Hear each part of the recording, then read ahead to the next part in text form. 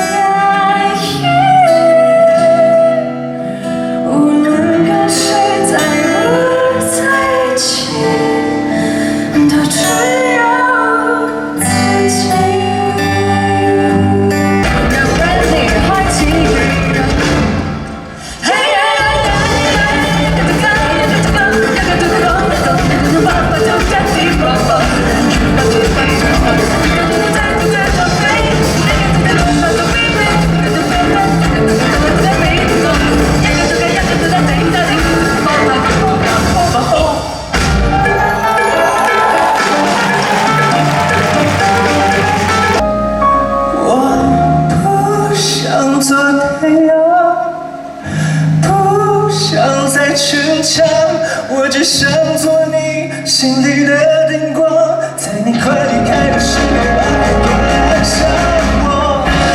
不会再假装我，不会再说谎。我只想陪你一起到远方。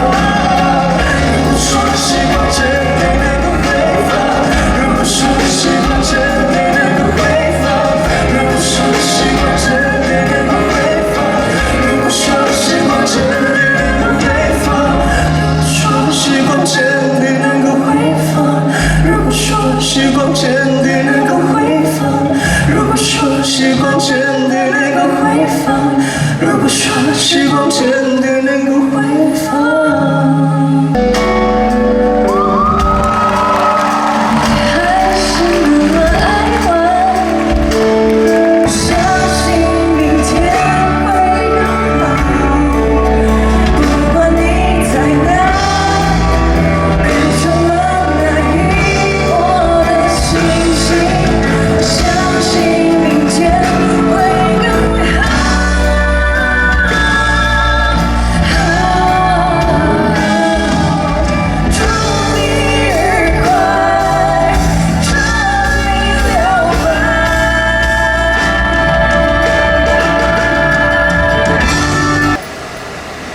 到现在我都还没有办法，把这件事情放下或是释怀，但我觉得没有关系。好，那我们先不要讲这个。我认识悠悠是因为吴凯彤的关系，就是因为他对我们的共同朋友，我们的对共同朋友，所以我们才会认识。是，所以我看到悠悠的时候，就是会想起他很多事情。